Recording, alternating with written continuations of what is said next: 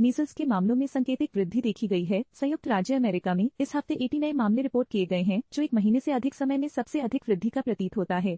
34 राज्यों में 1168 पुष्टि प्राप्त मामले रिपोर्ट किए गए हैं, जो पिछले वर्ष के 285 मामलों से चौगुना है। वर्तमान प्रवृत्ति दर्शाती है कि संयुक्त राज्य वर्ष में 2019 में रिकॉर्ड किए गए 1274 मामलों की सबसे अधिक वार्षिक संख्या को पार कर सकता है। 2019 में एक महामारी के कारण प्रमुख रूप से न्यूयॉर्क सिटी और राज्य के अंडर वैक्सीनेटेड समुदायों के बीच फैलाई गई थी। मीजल्स को 2000 में आधिकारिक रूप से उन्मूलित किया गया था, लेकिन बच्चों में मीजल्स, मम्प्स और रूबेला MMR के खिलाफ टीकाकरण कवरेज लक्ष्य के 95% के नीचे है, कुछ समुदायों में वास्तविक दर से कम। CDC ने रिपोर्ट किया कि राष्ट्रीय रूप से पुष्टि प्राप्त मामलों में 95% अनटीकाकृत व्यक्तियों या उनके न जाने गए टीकाकरण स्थिति वाले व्यक्तियों के बीच हैं। वदर्धिक टेक्सास में एक बढ़ोतरी होती रही है, हाल के हफ्तों में धीमी हुई है।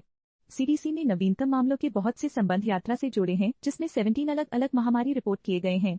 मीजल्स बहुत छूत रोग है, एक केवल संक्रमित व्यक्ति भी रोग को 10 में से 9 संवेदनशील संपर्कों तक फैला सकता है। इस वर्ष 3 मौतें पुष्टि की गई हैं, जिसमें टेक्सास के 2 अटीकाकृत बच्चों और न्यू मैक्सिको के 1 अटीकाकृत वयस्क शामिल है।